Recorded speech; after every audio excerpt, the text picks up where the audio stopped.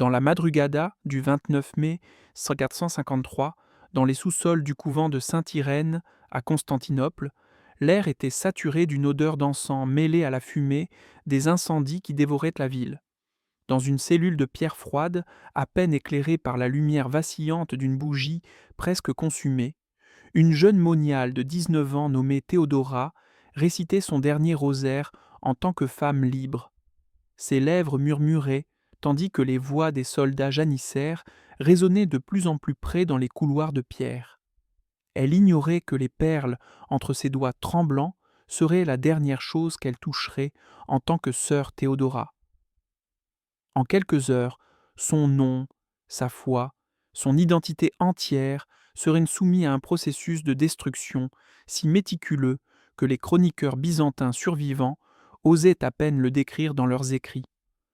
On dit que le corps ne ment pas, et celui de Théodora, qui quelques mois plus tard serait rebaptisé Aïché dans le harem du sultan Mehmed II, racontait une histoire que nulle bouche ne pouvait prononcer sans trahir tout ce qui était sacré. Elle n'était plus épouse du Christ, plus vierge consacrée, plus libre de choisir son destin. Il ne restait qu'un être vivant objet destiné à servir les desseins d'un empire qui avait perfectionné l'art de transformer la foi en mission et la sainteté en servitude. Pour comprendre comment l'Empire ottoman a développé le système le plus organisé de conversion forcée de moniales chrétiennes, il faut remonter aux années précédant la chute de Constantinople, lorsque les stratèges militaires du sultan Mehmed II ont conçu quelque chose qui allait bien au-delà de la simple conquête territoriale. C'était un contrôle psychologique, une domination spirituelle, une destruction méthodique de l'identité à travers un processus affiné depuis des décennies dans les territoires conquis d'Anatolie et des Balkans.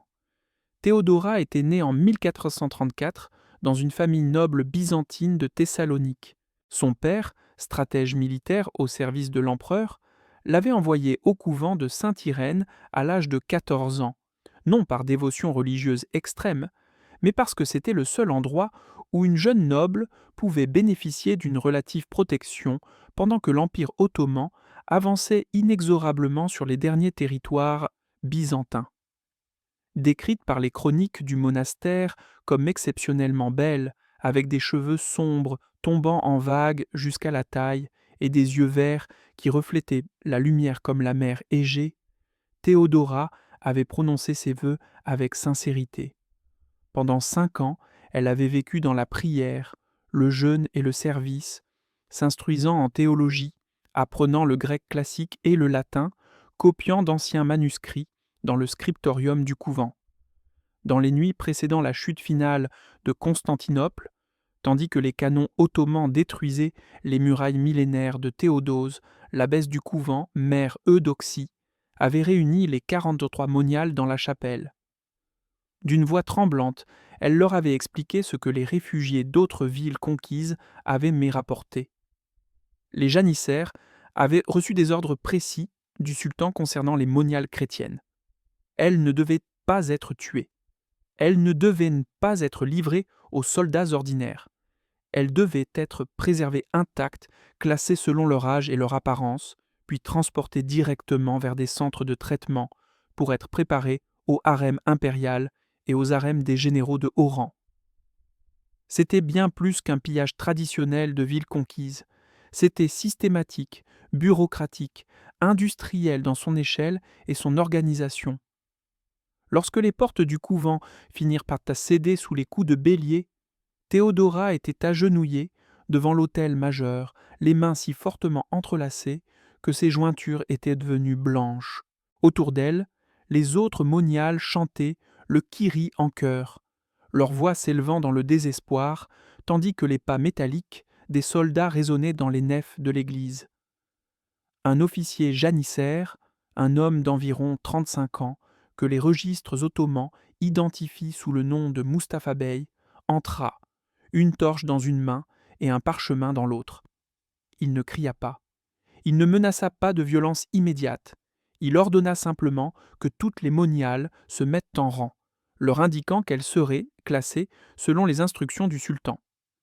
Ce qui se passa au cours des 2 heures suivantes fut documenté par Ibrahim ibn Youssouf, scribe ottoman accompagnant les forces de conquête, dont les chroniques furent de découverte dans les archives de Topkapi en 1967. Son récit est méticuleux, presque clinique dans sa précision, et, pour cette raison même, plus perturbant que n'importe quelle description émotionnelle. Les 43 moniales furent divisées en 3 groupes. Le premier, celle de plus de 40 ans, fut marqué pour le service domestique au palais. Le deuxième, entre 25 et 40 ans, fut classé comme éducatrice potentielle pour enseigner le grec et le protocole byzantin aux concubines déjà présentes. Le troisième groupe, les moins de 25 ans, considérées comme les plus précieuses en raison de leur jeunesse et de leur potentiel de fertilité, fut marqué à l'encre rouge sur le poignet droit, symbole qui les identifiait comme destinés au processus de transformation complet. Théodora, âgée de 19 ans, aux cheveux sombres et à la beauté remarquable, reçut non seulement la marque rouge, mais aussi une seconde marque, une étoile dorée indiquant qu'elle était destinée directement au harem personnel du sultan et non aux harems secondaires des généraux. Seuls 7 des 43 moniales reçurent cette marque spéciale. Elles furent enchaînées au poignet avec des chaînes de fer reliées entre elles, formant une file qui empêchait tout mouvement individuel tout en permettant de marcher en formation. Il n'y eut pas de violence physique immédiate, pas de cris, ni de brutalité.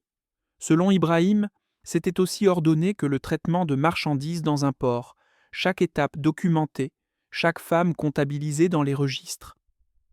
Le couvent de Sainte-Irène se trouvait à moins de 2 kilomètres du palais de Topkapi, mais le trajet dura près de 4 heures à cause des rues encombrées de décombres, de cadavres et d'immeubles en flammes. Théodora marchait en silence, ses lèvres continuant de prier. Le rosaire qu'elle avait réussi à cacher dans son habit était serré entre ses doigts, sous le tissu. À côté d'elle, une autre jeune moniale de 17 ans, Catherine, pleurait sans contrôle, ses sanglots entrecoupés de hoquets de panique. Derrière elle, sœur Hélène, 22 ans, chantait doucement des hymnes, défiant même dans sa terreur. Elles arrivèrent au palais de Topkapi alors que le soleil commençait à s'élever au-dessus du Bosphore, teintant le ciel d'un rouge qui semblait refléter les flammes qui consumaient encore des quartiers de Constantinople. Elles ne furent pas conduites dans le bâtiment principal du palais, mais dans une structure séparée, située dans les jardins intérieurs, le caf, les cages dorées où les nouvelles captives étaient préparées avant leur présentation officielle au harem. Ce que Théodora ignorait, c'est que le processus de transformation qui allait commencer avait été perfectionné depuis plus de 2 décennies. Le système avait été conçu par Gulbahar Hatun, la mère du sultan Mehmed, qui avait personnellement supervisé l'intégration de centaines de femmes chrétiennes capturées lors de campagnes précédentes. Sa méthode reposait sur la compréhension que la destruction de l'identité chrétienne ne pouvait être ni instantanée ni violente, car cela engendrait une résistance qui pouvait durer des années. Elle devait être graduelle, psychologique, une érosion systématique de chaque élément qui définissait la personne précédente. Les 7 moniales marquées de l'étoile dorée furent immédiatement séparées des autres et conduites dans une série de pièces que Ibrahim décrit comme des chambres de purification. C'était un euphémisme bureaucratique pour un processus qui commençait par l'élimination complète de tous les éléments de leur vie antérieure. Leurs habits furent découpés de leur corps à l'aide de ciseaux, les laissant nus sous le regard de 13 eunuques et de 2 femmes âgées du harem qui supervisaient le processus. Le rosaire de Théodora fut arraché de ses mains avec une telle force que les perles se dispersèrent sur le sol de marbre. Ses cheveux, qui avaient été sa fierté avant ses vœux et qu'elle avait gardés couverts pendant 5 ans, furent lavés avec des huiles parfumées qu'elle trouva écœurantes, une odeur doucereuse qui contrastait brutalement avec le simple encens auquel elle était habituée. Elles furent habillées de vêtements qu'elle trouvait obscènes, des tuniques de soie si fines qu'elles révélaient les contours de leur corps, des pantalons larges laissant voir leurs chevilles, quelque chose d'impensable pour une moniale byzantine. À la place de croix, ou de rosaires, on leur imposa de petits amulettes avec des versets du Coran écrits en arabe qu'elles ne pouvaient pas lire. L'étape suivante fut documentée par Aïché Sultan, une concubine senior du harem qui, des années plus tard, consigna ses mémoires dans un manuscrit conservé dans les archives impériales. Selon son récit, les moniales chrétiennes représentaient un défi particulier car leur identité était enracinée non seulement dans leur culture, mais dans des vœux sacrés qu'elles considéraient comme inaliénables. Le processus de rééducation durait généralement entre 3 et 6 mois et suivait des phases méticuleusement structurées. Phase 1, isolement et désorientation. Les moniales étaient maintenues dans des chambres individuelles sans fenêtre, avec pour seule lumière une lampe à huile qui brûlait en continu, supprimant toute distinction entre jour et nuit. Elles n'avaient dit pas le droit de se parler entre elles, ni de prier à voix haute. Ce n'était pas de la torture physique au sens classique, mais l'élimination systématique de tout ce qui était familier, de tout ce qui leur donnait structure et sens. Théodora passa les 20 premiers jours dans un état de terreur silencieuse. Elle refusait de manger la plupart des repas qu'on lui apportait, soupçonnant qu'ils pouvaient contenir de l'opium ou des herbes altérant l'esprit. Une rumeur qu'elle avait entendue sur les méthodes ottomanes. Elle perdit tellement de poids que ses côtes devinrent visibles.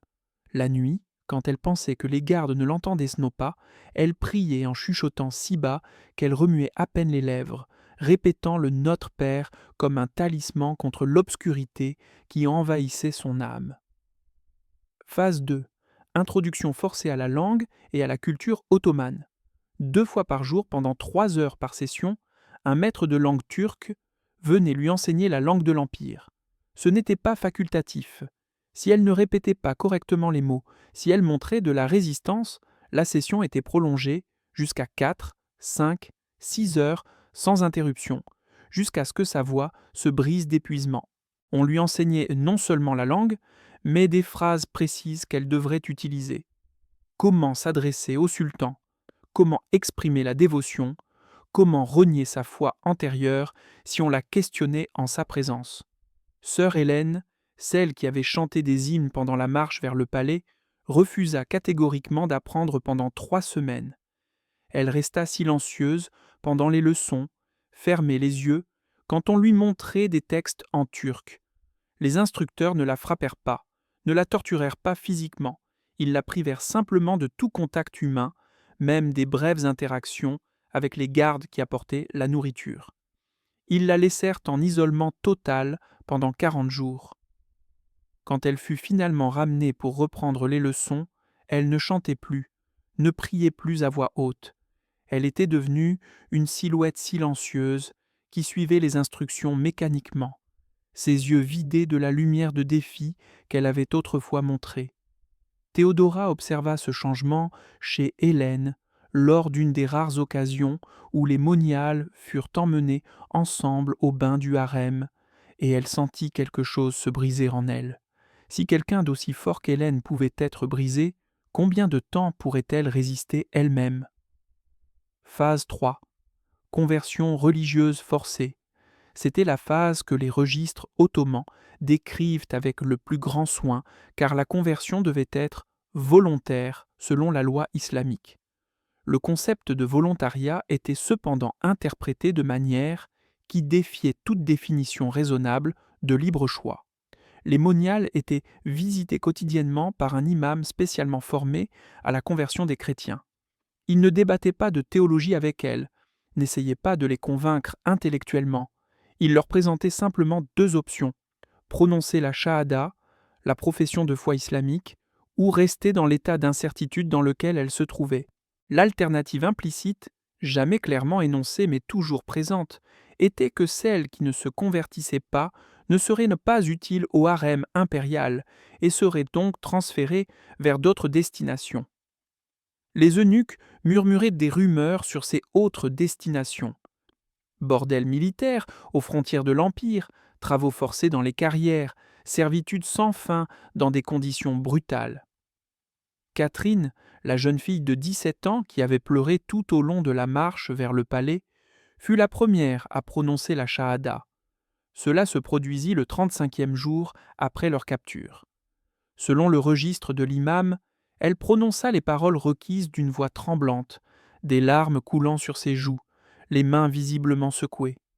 Elle fut immédiatement rebaptisée Fatima, vêtue de vêtements plus élaborés, autorisée à quitter sa cellule pour les espaces communs, nourrie de meilleurs aliments. C'était, à tous égards pratiques, une récompense pour sa soumission. Théodora résista pendant 67 jours. Pendant ce temps, elle vit 5 des 7 moniales, marquées de l'étoile dorée, prononcer la shahada les unes après les autres. Seules elle et sœur Hélène restaient. Mais Hélène n'était déjà plus vraiment la même personne. Sa conversion, lorsqu'elle finit par arriver au 82e jour, fut mécanique, sans émotion, les paroles prononcées comme un automate qui exécute simplement des commandes.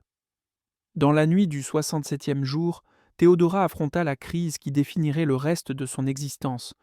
Un eunuque senior du harem, un homme nommé Sumbul selon les registres, entra dans sa cellule avec un message du sultan lui-même. Mehmed avait spécifiquement demandé des nouvelles de la moniale aux yeux verts qui résistait à la conversion. Le message était simple. Soit elle se convertissait volontairement et serait présentée au sultan avec honneur, soit elle serait considérée comme trop problématique pour le harem impérial et transférée au harem d'un général aux frontières de l'Anatolie, où les conditions étaient notoirement plus brutales. Théodora passa cette nuit entière agenouillée sur le sol froid de sa cellule, priant avec un désespoir intense, suppliant la Vierge Marie de lui donner un signe, de lui montrer un chemin qui ne soit ni trahison de sa foi, ni destruction totale. Aucun signe ne vint, seulement le silence de la cellule et le poids écrasant de l'impossibilité de sa situation. À l'aube, quand l'imam arriva pour sa session quotidienne, Théodora prononça les paroles « Ashhadu an la ilaha illallah wa ashhadu anna Muhammadan Rasulullah ». Elle les murmura d'une voix brisée, mais elle les prononça. L'imam sourit, lui prit les mains et la félicita pour sa sagesse d'avoir accepté la vraie foi. Elle fut rebaptisée Aïché, un nom courant dans le harem, signifiant vivante en arabe. L'ironie ne lui échappa pas, elle se sentait plus morte que jamais. Phase 4. Éducation aux arts du harem. C'était la phase où la transformation de moniale chrétienne en concubine ottomane s'achevait aux niveaux les plus intimes et les plus dégradants. Des femmes qui avaient vécu dans le célibat, qui avaient consacré leur vie à la pureté spirituelle, devaient maintenant être formées aux techniques sexuelles, à l'art de la séduction, à la manière de satisfaire un homme qui avait accès à des centaines de femmes et dont la faveur était la seule source de sécurité et de statut dans ce nouveau monde. Les instructrices étaient des femmes plus âgées du harem, dont beaucoup étaient d'anciennes chrétiennes ayant traversé le même processus des années auparavant. C'était peut-être l'élément le plus dévastateur du système, la complicité forcée, le cycle où les victimes devenaient bourreaux pour survivre. Une femme nommée Myriam Hatun, ancienne noble serbe capturée en 1439, était l'instructrice principale. Selon les mémoires d'Aïché Sultan mentionnés plus haut, Myriam était méticuleuse jusqu'à la cruauté, car elle savait que tout échec de ses élèves se répercuterait sur elle. À Théodora, désormais Aïché, on enseigna comment s'habiller pour maximiser son attrait, comment appliquer des cosmétiques de façon à mettre en valeur ses traits les plus distinctifs, comment bouger avec une grâce sensuelle qu'on ne lui avait jamais enseignée au couvent. Mais plus perturbant encore était l'entraînement à l'intimité physique.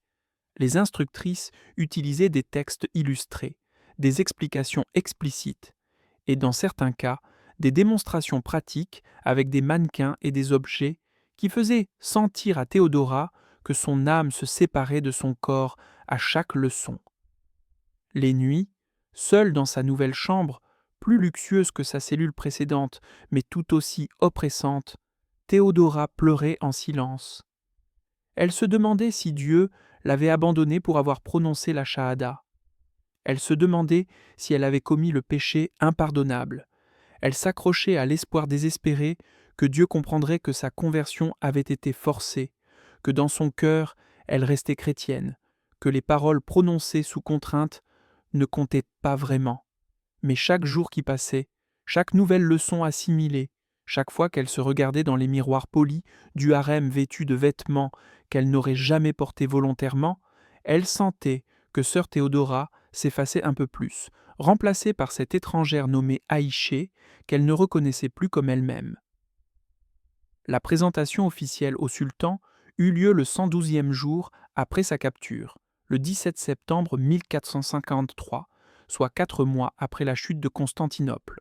Le harem était en fête car le sultan venait de rentrer d'une campagne victorieuse en Grèce, et l'on avait annoncé qu'il recevrait les nouvelles concubines de la conquête de Constantinople.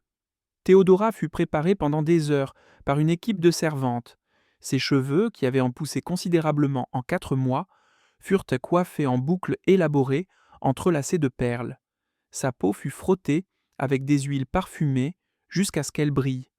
Elle fut vêtue d'une tunique de soie vert émeraude, assortie à ses yeux, si transparente qu'on pouvait voir le contour de son corps à travers elle, ce qui la faisait se sentir plus nue que si elle n'avait rien porté.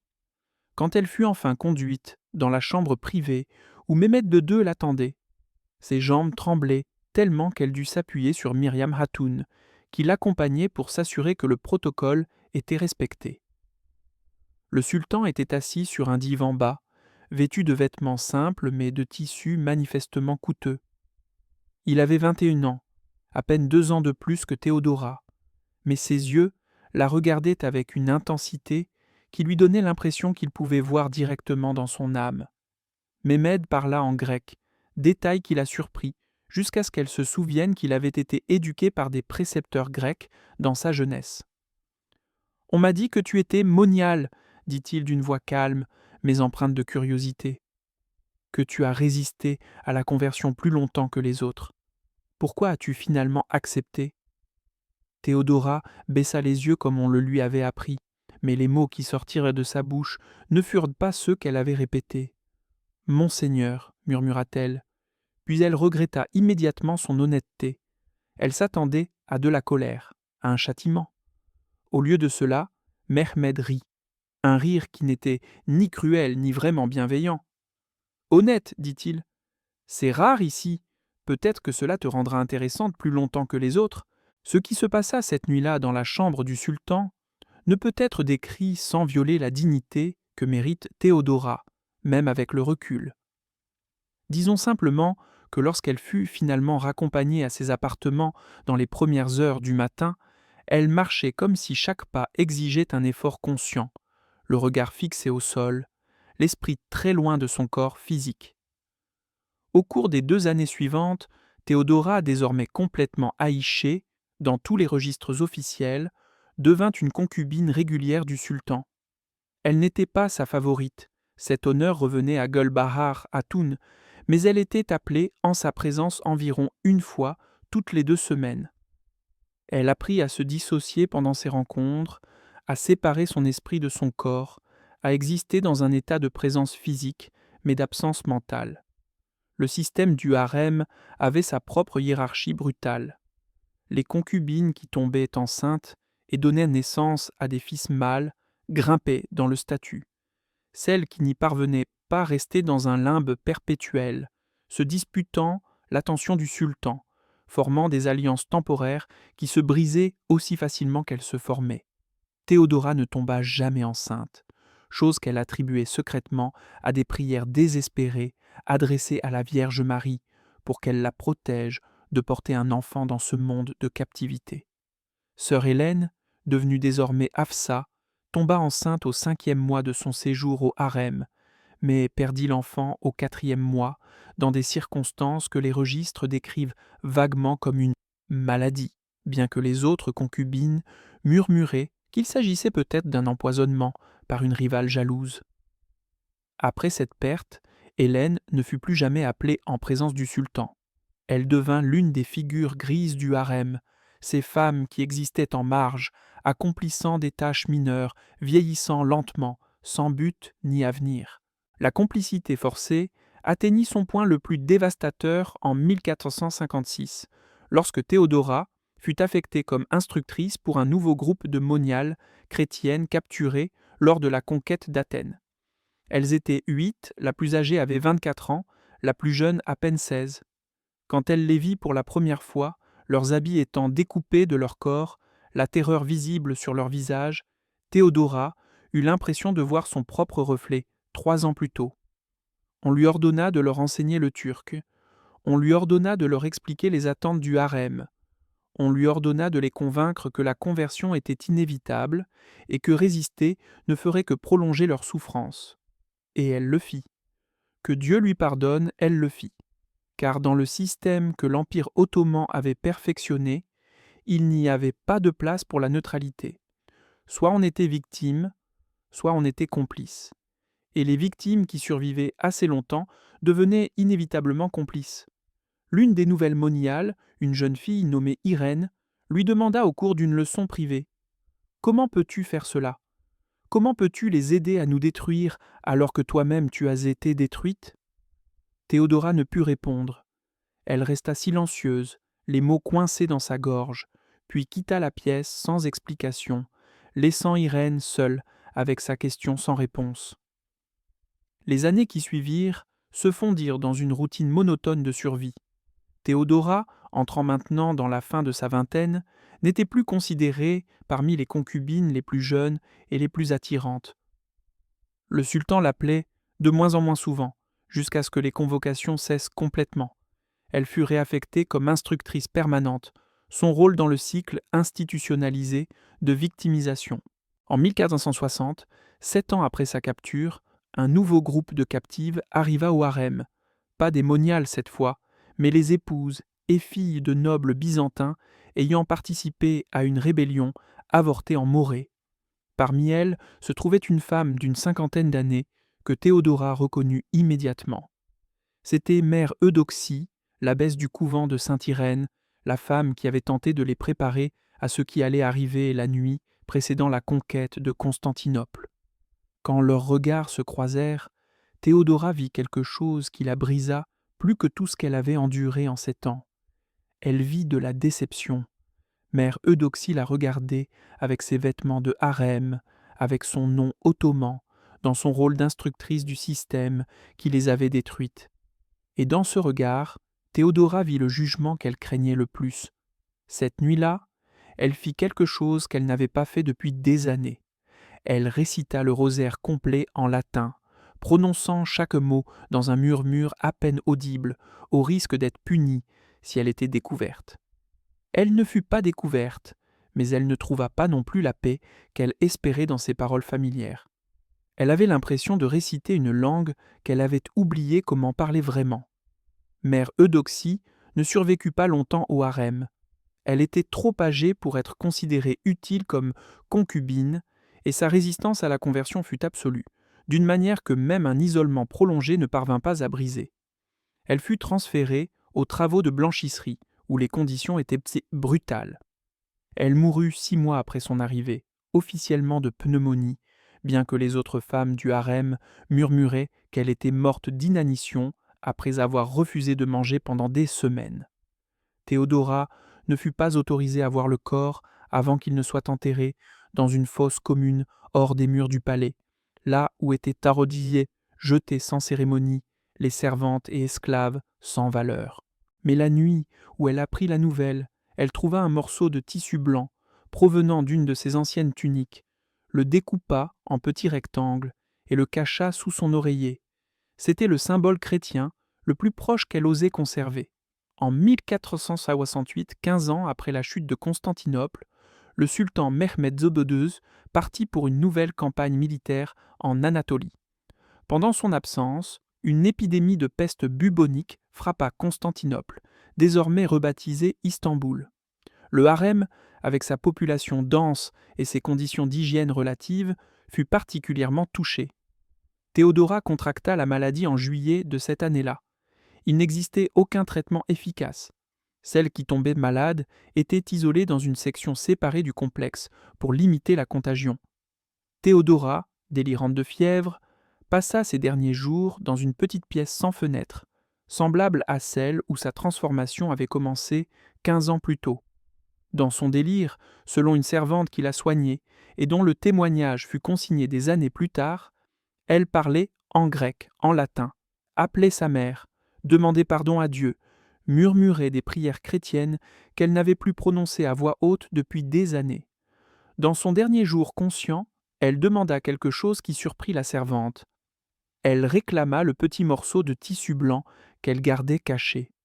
Quand on le lui apporta, elle le serra contre sa poitrine, ferma ses yeux verts qui avaient perdu leur éclat depuis longtemps, et murmura quelque chose en latin que la servante ne comprit pas, mais qu'elle nota phonétiquement. Mater Dei memento mei. Mère de Dieu, souviens-toi de moi. Théodora, qui avait été sœur Théodora, qui avait été forcée de devenir Aïché, mourut dans la Madrugada du 3 août 1468, à l'âge de 34 ans. Sa mort fut enregistrée dans les livres administratifs du harem par une seule ligne.